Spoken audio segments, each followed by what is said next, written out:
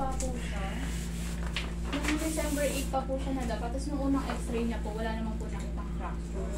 Tapos nung Sunday po nakita namin na parang umano po ulit yung buto niya.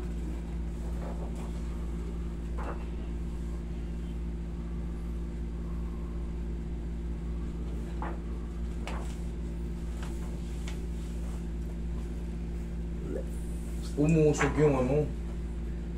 Umusog. Normal sa bata na para magkakahiwala yung ano, pero umusog yung pinaka-cartilage niya. Ayun o, makikita mo. Explain sa'yo. Ayun o, bumaliktad yung ano. Makita niyo may nakahiwalay? Opo. Umusog. Yan ang umusog. Sa x-ray kasi ng bata, kung mapapansin nyo. Tingnan mo yung x-ray ng bata. Ayan, kaya pag hindi nyo alam yung ganyan, sa ilaw eh. Ayan o. Putol-putol siya. Pero itong nasa siko niya, umusog. Itong maliwanag na ko. Yun o. Itong nandito, yan ang umusog. Dapat yan nakaganon. Para naglalaro rito sa ano na to. Opo, yun nga po kaya hindi niya po siguro Hindi niya may tope. Opo, Yun. nakaganyan lang po siya. Parang yan ang bumara. Hindi niya yan, po ma-straight. Dapat yan, nandito yan sa sakluban. Opo. Ayan. Yan ang bumara. Kasi ganito ang itsura ng siko. Ganito ang itsura ng siko. Dapat nakasaklob yung ano. Para maglaro. Yan, ganito yung itsura ng siko. Ang nangyari sa kanya, yung pinaka ano nito, umalagbag. Kaya po pala. Kaya pag gumaganon siya, tumutukod to, lalabas dito. Opo. Hindi niya may ano. Yun ang ano sa bata. Kailangan yan. Iiyak yung bata. Iiyak yan, magwawala yan eh. Dapat yan eh, paano nyo? Siyempre, bata yan, talaga magwawala yan. May pila yung bata, hindi lang siya ordinaryong ano. Umusog yung sa siko niya. Pero kaya naman po ba ito? Dapat yan, ano na. Paano sa ano, orto. Turukan siya ng ano. Anesthesia po. Para wala siyang maramdaman. Ang gusto Ano na, ano. Yung kanto nito. Ito nangyari, yung kanto nito. Tapos dumis siya. Ang gagawin dyan, lalagyan ng pin, babakalan yun. Opo. Pero mabilis naman gumaling yan. Kasi pag dito sa akin, inalign ko yan, talagang magwawala yung bata na yan. Medyo masakit to. Kasi nakabara yun sa gitna eh. Isa to, yung pinakaaluan niya, yung pinakasakit ng siko. Kaya pag ginano ng bata, yung pag pinilit niya in-straight. Pero after po ma-align, mabilis na nga. Hindi man sakit pa rin po ba? Or hindi naman? Siyempre. Mga ilang days po ba? Hindi yan days, mga ano yan, weeks yan. Pwede po kayo pa inumin natin siya ng ano. Ayaw po kasi sana namin siya po operahan kasi baka mas nahirapan po. Hindi, alam mo kasi, yung ganyan, baby, napakabilis ng metabolism yan. Ang bilis lang gumaling niya kahit punitan ng ano yan. Mabilis lang yan. Ito kasi, hindi ko may papangakong mape-perfect yan. Dahil, nasa gitna yung pinaka-nabangal. Mahirap i-align. Natanggal yung ano eh. Kasi, yung mga baby, magkakahiwalay pa yung mga ano yan. Ayun o, bumara talaga ron o. So may ano, bumaliktad yung ano, dapat yun. Nakasunod yun sa ano. Yung nakahiwalay. Okay, dito sa image sa to, dalawa yun, nabangal no. Pakita mo. Ayun o. May nakikita ka rito, natanggal eh no. Pero ito, normal, ito na to, normal pa yan. Hiwa-hiwalay ang ano kasi ng bata pag di kayo marunong pumasa ng x-ray. Hiwa-hiwalay. Tignan ko nga kung may uso na ito. Tignan ko nga, bebe. Sino na gano'n yan? Sa ospital po. Na tayo, ayun na talaga ito. Kasi ito, siyempre alam mo naman bata, mababa ang pain toleration pa niyan. Iiyak talaga nang iiyak yan. Hindi naman natin nakakas na. Oh, kas na. Eh, lalong hindi matutupi ito. Lalong hindi matutupi yan. Lalong hindi may straight yan. Nakaano na pala eh. Kaya ang sabi ko nga po, dapat hindi nila pinalagyan ng ganito. Oo, kas na to. Kas na to. Ano talaga to. Ayan oh, matigas oh. Kas na to. Ang hinahabol ko po kasi yung huwag yung malaman na Kailangan nakas. Mas maganda na straight kasi mas mabiling itupi yun. Pagka kasi tumigas na nakaganon yan, komang na. kaya nga. Komang na yan. Hindi niya nga po ma-straight eh. Hindi niya may straight. Ayan, may pasak pa oh. Kasi nung December 8 po siya. Nung pina-x-ray po namin nung una, okay naman po. Itong Pero nung pangalawa, pangalawa, meron na. meron po. Ito po yung result niya nung una. Tingnan ko nga.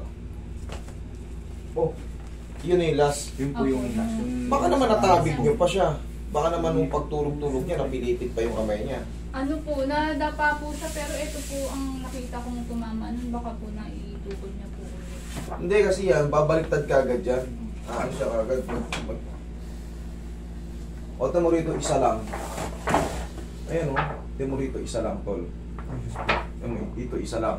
Tignan mo dito sa bagong ano, dalawa na. Ayan o, dalawa na o. Ayan o. Ayan o, napakatag. Dito sa luma, ay sa unang-una, ayan o, isa lang. Kita mo? Kaya pala dito walang lumabas.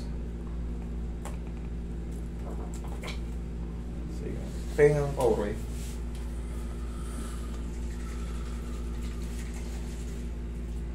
Palakas naman loob ni baby. Hindi niya ma-straight, oh. Ayan. Hindi nyo nga rin po may angat ng konti. Ito yung baby oil, Roy.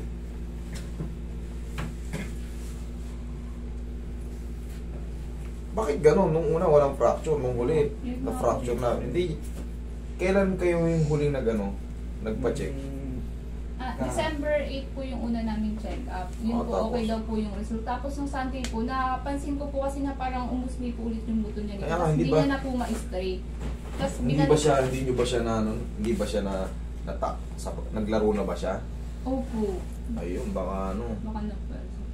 baka yung konting pilay nun, na ano, Kasi tapos natuluyan bumigay. Opo. Napuwersa niya siguro. So, siyempre yung bata, hindi natin maiwasan, laro-laro lang. Kasi ilang Iiyak days, lang yan pag ilang masakit. days na po nagagalaw-galaw niya na po yun. Tapos pagdating po ng Sunday, di niya na naman po madiretso. Baka nga natabig na rin sa inyo. Baka natabig na rin sa inyo.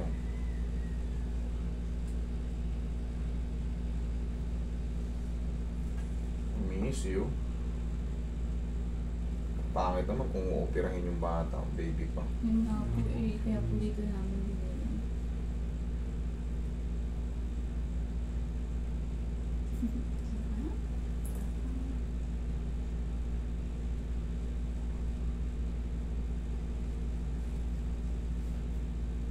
Kabilabe, tingnan mo yung kabilabe eh. Oh, very good naman.